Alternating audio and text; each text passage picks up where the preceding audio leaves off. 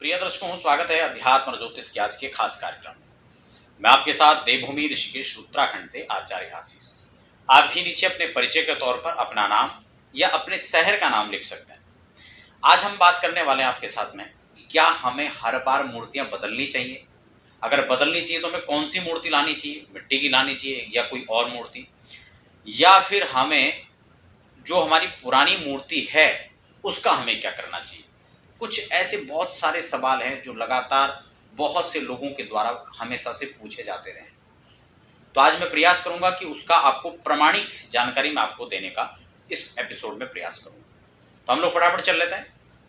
आप लोग नए दर्शक हैं, आप में से कोई पहली बार विजिट कर रहे हैं हमारे चैनल पर, तो आप चैनल को सब्सक्राइब कर सकते हैं ताकि आपको लगातार अध्यात्म और ज्योतिष के तमाम रहस्यों की चर्चा आप मेरे साथ में इस कार्यक्रम के माध्यम से सम्मिलित हो सके। देखिए, हम अगर मूर्ति की बात करें कि क्या मूर्ति हर बार हमें बदलनी चाहिए या नहीं बदलनी चाहिए। अब देखो, बात हम आती है मिट्टी की मूर्ति है या फिर काष्ठ मूर्ति है या धातु मूर्ति है, कोई भी मूर्ति है, भावो विद्यते देव। श्रुति कहती है कि आपकी भावना के अंदर भगवान है, न कि मिट्टी की मूर्ति में है, न कि आपकी धातु की मूर्ति में है, न कि आपकी किसी पाषाण की मूर्ति में। लेकिन अगर इनमें भगवान है ही नहीं तो फिर हम पूजा क्यों कर रहे हैं? ये भी प्रश्न उठता है मन में। देखिए, निराकार को हम किसी रूप में आकार देकर ही हम उसको समझ सकते हैं। जब तक हमने, मान लो हम बात कर रहे हैं खीर की मिठास की बात कर रहे हैं, लेकिन जिस व्यक्ति ने खीर को खाया ही नहीं वह उसकी मिठास को कैसे समझे? जिस व्यक्ति ने खाया उसको तुरंत उसके आकार, उसके स्वरूप का बोध होने लगेगा और वह चीजें पास से गुजरनी शुरू हो जाएगी। ठीक इसी प्रकार से यदि भगवान को हमने कभी देखा नहीं है तो हमें किसी आकार में उसको बांधना पड़ेगा। या तो आपने खीर खाई हो या तो आपने खीर देखी हो। तो अगर आपने खाया भी नहीं, देखा भी नहीं, मैं लाख कहता रहूं खीर खीर, तो आप उसको समझ पाएंगे? नहीं समझ पाएंगे। जब तक आप, मान लो किसी, हम स्थान की बात करें, मैंने हरिद्वार का नाम लिया। अब आप में से जितने लोग हरिद्वार आए, मान लो आप आए हैं, तो आपको हरिद्वार का नक्शा घूमने लगेगा। या आपने हरिद्वार सुना है, आप आए नहीं है, तो भी हरिद्वार का कुछ ना कुछ एक परिकल्पना आपके पास होगी। लेकिन आप में से कुछ लोग जो हरिद्वार न तो आए हैं न सुना है, अब उनके आगे में न जाने कितने बार हरिद्वार को कहूं तो वो उस शब्द की कोई परिकल्पना नहीं बना पाएंगे। ठीक इसी प्रकार से उदाहरण था, अगर हम भगवान की बात करते हैं तो भगवान को हमने देखा तो नहीं है, लेकिन सुना बहुत है। अब सुना है तो हमें किसी आकार में हमने सुना है कि भगवान कैसे होते हैं। का बंसी विभूषित करा नवनीर दाभात।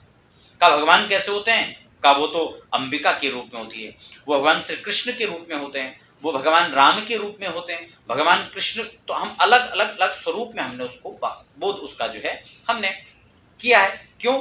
सुन करके किया या फिर हमने पढ़ करके किया। दो चीजों से, तीन चीजों से हमें ज्ञान होता है। या तो हम पढ़ करके ज्ञान प्राप्त करते हैं, या सुन करके हम ज्ञान प्राप्त करते हैं, या फिर हम उसको देख करके प्राप्त करते हैं। तो ठीक इसी हिसाब से अगर हमें ब्रह्म का बोध करना है, परमात्मा का हमें स्मरण करना है, चिंतन करना है, हमें अपने तमाम दुखों की निवृत्ति के लिए हमें वहां तक पहुंचना है, तो हमें क्या चाहिए? हमें उसका ज्ञान होना चाहिए। या तो हम सुन करके कर लें, या हम पढ़ करके देख लें, या फिर हम अध्ययन के माध्यम से, अपने तमाम स्रोतों के माध्यम से उसको समझने का प्रयास। अब जब हम दीपावली की बात करते हैं तो तमाम प्रकार से हम लोग क्या करते हैं, केवल दीपावली नहीं, दुर्गा पूजा की बात है, वेस्ट बंगाल वगैरह बहुत सारे जगहों में, या फिर दक्षिण भारत के, अब तो गणपति पूजा का तो बहुत सारा प्रचलित हो ही गया महोत्सव, आप सब जानते ही हैं। और हम लोग हर बार यही करते हैं, हम लोग मिट्टियों की मूर्ति लाते हैं। हालांकि कुछ लोग जो से व्यवसायिक रूप से जुड़े हुए हैं या कहीं ना कहीं, उन लोगों को थोड़ा मेरी बातों का धक्का भी लग सकता है, उनको कष्ट भी हो सकता है, लेकिन जो यथोचित बात है मैं उसको भी आपको बताऊंगा और वही आपको मेरे हिसाब से मानना भी चाहिए, हमको समझना भी चाहिए। अब हम लोग मिट्टी की मूर्ति ले आए बनाकर, आप लेकर के आए, मैं उसका विरोध नहीं कर रहा हूं। आप ला करके पूजा भी करें तो भी मैं उसका आपको मना नहीं कर रहा हूं, लेकिन आपको करना कैसे मैं वो आज आपको बताऊंगा। सबसे पहली बात, अगर आप मुझसे व्यक्तिगत रूप से कहेंगे तो तमाम प्रकार की बहुत सारी जो भगवान की मूर्तियां होती हैं, हमको उनको खरीद करके लाने की आवश्यकता है ही नहीं। अब कुछ लोग कहेंगे कि मैं शायद उससे हट रहा हूं, मैं ये कहना चाहता हूं कि नहीं भगवान नहीं है इसलिए उनकी प्रतिमा मत रखो। नहीं, प्रतिमा रखो, भगवान एक तो चराचर रूप में व्याप्त हैं, इसमें कोई शक नहीं है। लेकिन अगर हम प्रतिमा रखते हैं और हम अगर मंदिर में रखते हैं, साथ ही साथ हम प्रतिष्ठित मूर्ति रखते हैं, तो बहुत सिलेक्टेड हमारा मंदिर होना चाहिए, कुछ निश्चित ही वहां पर तस्वीरें होनी चाहिए। अक्सर हम बहुत सारे लोगों के घरों में देखते हैं कि मंदिर में बहुत सारे भगवान हैं, लेकिन सब पर धूल जम रहा है। आप चंदन तक नहीं करते, आप तिलक नहीं करते, स्नान नहीं कराते हैं, तो क्या फायदा। इसलिए सबसे बड़ी बात यह है कि आपको निश्चित करना पड़ेगा। आप मूर्ति लेकर के आए, कोई दिक्कत नहीं है, आप उनको कहीं प्रतीकात्मक चिन्ह उनको एक अलग अलग जगहों पे आप रख सकते हैं, कोई फर्क नहीं पड़ता है। लेकिन हर बार आप लक्ष्मी गणेश जी लाएं, फिर उनको भगवान जाने उसके बाद क्या करते हैं। तो आज के टॉपिक में हम ये भी रखेंगे उसका क्या करें अगर आपने पहले से रखा हुआ है। बहुत सारे लोग हम दीपावली पे देखते हैं कि लक्ष्मी जी गणेश जी की मूर्ति लाते हैं और फिर उसके बाद उनको रख देते हैं, फिर वो वहां कोने में पटक दिए, कहा इनको हम शाम को फेंक देंगे। तो जब आपने फेंकना ही था तो इनका अस्तित्व क्या रह गया। फिर तो आप समझते नहीं मिट्टी है, आप यही तो समझ रहे थे। और जब तक वो आप ये मिट्टी ही समझ रहे तब तक वो मिट्टी ही है। इसीलिए मैंने कहा भावो विद्यते देवः, ये सूत्र है। शास्त्र कहता है कि जैसे आप उनको मानेंगे ऐसा ही वो आपको उसके अनुरूप फल देंगे। अब आपने तो मिट्टी उनको मान लिया था, तो वो आपको लक्ष्मी जी का फल दे सकते हैं? विचार कीजिए आप, तो कदापि नहीं दे सकते हैं, क्योंकि आपने मिट्टी मान लिया, वो मिट्टी है। अरे वो तो कहीं भी प्रकट हो सकता है ना। प्रहलाद जी के लिए तो खंबन से प्रकट हो गया था, हमारे लिए नहीं होता है। क्यों? क्योंकि हमें पता है वो भगवान तो पता नहीं है भी है नहीं है, हमें तो संदेह है। फिर है तो हमने तो सिर्फ मंदिर में मान लिया। तो बहुत सारी चीजें हैं। तो हमें मूर्ति अगर ले भी आए तो हम उनको प्रतीकात्मक रख सकते हैं। पूजन के लिए हम कौन सी मूर्ति और क्या विधान रहेगा उस पर हम थोड़ा सा चर्चा कर लेते हैं। मैं समय का भी ध्यान रखूंगा, वीडियो बहुत ज्यादा लंबी भी ना हो, लेकिन विषय अगर काफी रहेंगे तो थोड़ा वीडियो लंबी हो भी जाएगी। अब हम बात कर ले, अगर हम मूर्ति रखें तो हमें कौन सी लानी चाहिए। सबसे पहले हमें जो हमारे नियम है वो पाषाण की मूर्ति यदि मंदिर में है तो हम विशाल काय रूप में पाषाण की मूर्ति को प्रयोग में लाते हैं, मंदिर में आपने देखा होगा। लेकिन धातु की मूर्ति का सबसे पहले जो है प्रधान माना जाता है धातु मूर्ति। धातुओं के अंदर भी स्वर्ण को सबसे प्रधान माना जाता है, क्योंकि भगवान ने अपनी स्वयं की विभूति में बताया कि मैं धातुओं में धातु नाम अस्मि कांचनः, मैं धातुओं के अंदर स्वर्ण हूं, तो इसलिए स्वर्ण मूर्ति सबसे श्रेष्ठ होती है। लेकिन भैया सब कोई तो रख नहीं पाएंगे, इसलिए चांदी की मूर्ति हो सकता है हम उसमें भी समर्थ ना हो, ऐसा तो है नहीं हम नहीं रखेंगे। तो आप पीतल की रखिए, आप अष्ट धातु की रखिए, आप पंच धातु की रखिए, तो आप उनको लाकर रख सकते हैं।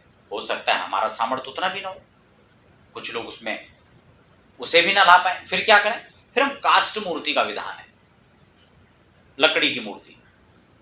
जैसे कि गणेश जी की बात आ रही थी, मैं आपको जो पिछला एपिसोड था मैंने उसके गणपति की जानकारी आपको दी थी, करवा चौथ वाले प्रसंग में शायद मैंने टच किया होगा उसको। तो वहां आप श्वेतार्क उसकी मूर्ति प्रयोग कर सकते हैं, और उसके जड़ का तो विशेष विधान है। तंत्रोक्त तो साधनाओं में बड़ा उसका प्रयोग है, बड़ा उसका अपनी अद्भुत महिमा है। आप काष्ठ मूर्ति का प्रयोग कर सकते हैं। और फिर उसके बाद अंतिम में मृण मूर्ति आती है, यानी मिट्टी वाली मूर्ति। उसमें उन लोगों के लिए, अब देखो हम अपने आप को इतने अकिंचन भी नहीं माने हुए, या हम ये भी नहीं कह सकते कि हमारे पास इतनी व्यवस्था ही नहीं है कि हम और मिट्टी और मूर्तियों को नहीं ला सकते। अरे गणेश जी का सिक्का तो आप हर बार खरीद के लाते ही हैं, तो मुझे नहीं लगता हर बार आपको खरीदने की आवश्यकता है। आप एक बार गणेश जी की चांदी की मूर्ति बना लीजिए, मैं नहीं कहता आप सोने की बनाएं, और मूर्ति ना भी बनाए तो आप सिक्का रख लें, और उसी में आप हर बार जो है पूजन करें, उन्हीं की प्रतिष्ठा करें। अब लक्ष्मी जी की बात आती है क्यों, तो लक्ष्मी जी के लिए आप यंत्र को, या तो हस्तलिखित यंत्र हो, धातु का यंत्र हो, और नहीं तो सर्वश्रेष्ठ आप जो स्फटिक श्रीयंत्र जो होता है आप उसको रखें। तो उनको आप स्थापित कर दे, प्रतिष्ठित करके उनको रखें, हमेशा उन्हीं की पूजा करें। अब प्रसंग आता है जिनके पास पहले की मूर्तियां पड़ी हुई हैं, बहुत सारी पड़ी हुई हैं, तो क्या उन अलग अलग मूर्तियों का क्या करें। देखो बहुत सारी चीजें ऐसी भी हैं कि जो एक मूर्ति मतलब दो मूर्तियां जो हैं एक ही भगवान की नहीं रखनी चाहिए। मैं उस पर स्वतंत्र अलग से चर्चा करूंगा। आप में से तमाम दर्शक जो उसको चाहते हैं कि आप इस प्रकार की जानकारी लें, तो नीचे मुझे कमेंट बॉक्स में लिखें। मैं निश्चित रूप से आपकी उन भावनाओं का सम्मान करते हुए, उनको ध्यान में रखते हुए आपके लिए अलग से एपिसोड उसके लिए तैयार करूंगा। लेकिन जो मूर्तियां पहले से पड़ी हुई हैं उसका क्या करें? मान लो मिट्टी की मूर्तियां, अब आप लोग उनको तोड़ फोड़ देते हैं ऐसे, तो बहुत अनुचित है। उसमें प्रयासित के भागी आप होते हैं। तो जो प्राचीन मूर्ति आपके पास पड़ी उनको आप जल प्रवाह, जल विसर्जन कर सकते हैं, ठीक है ना। अब अगर धातु की मूर्ति है, मान लो आपके पास पहले से श्रीयंत्र ताम्र में पड़े हुए हैं, किसी भी पत्र के अंदर पड़े हुए, तो आप उनको अपनी तिजोरी में रख सकते हैं। वहां पर आप उसको रख सकते हैं। जहां पर आपके धन के कुछ भी ऐसे स्थान है वहां पर रख सकते हैं। आपके पास दुकान है, आप वहां पर रख सकते हैं, वहां गल्ले में रख सकते हैं। तो ऐसे अलग अलग बहुत सारी चीजें जहां पर आप उनको उपयोग में ला सकते हैं। लेकिन निश्चित रूप से आपको बार बार मूर्ति बदलने की आवश्यकता है ही। आप एक बार मूर्ति ले आए, आप उनको निश्चित रूप से हमेशा पूजन करें। और श्री की बात आती है, लक्ष्मी की बात आती है, तो स्फटिक श्रीयंत्र क्योंकि पॉजिटिव एनर्जी भी छोड़ता है और कई मायनों में कई चीजों को उपाय भी है। मैं उस पर ज्यादा विस्तार नहीं करूंगा, मैंने अलग से भी बहुत स्वतंत्र उसके लिए वीडियो बनाई है, तो आप नीचे डिस्क्रिप्शन में कई लिंक है, आप उनके माध्यम से भी देख सकते हैं। और आप चाहेंगे तो भविष्य में अलग से और विस्तार और शोध करके भी उस पर चर्चा करूंगा। लेकिन आज का जो मेरा प्रसंग था वो विशेषकर दीपावली पर हमें मूर्तियां बदलनी चाहिए या नहीं बदलनी चाहिए, पहला पॉइंट तो आप क्लियर हो चुका होगा। दूसरा था कि अगर हैं जो पहले से, उनका क्या करें, तो दूसरा भी क्लियर हो चुका है, मैंने आपको बता दिया। आप उसको जल प्रवाह कर सकते हैं किसी पवित्रतम नदियों में।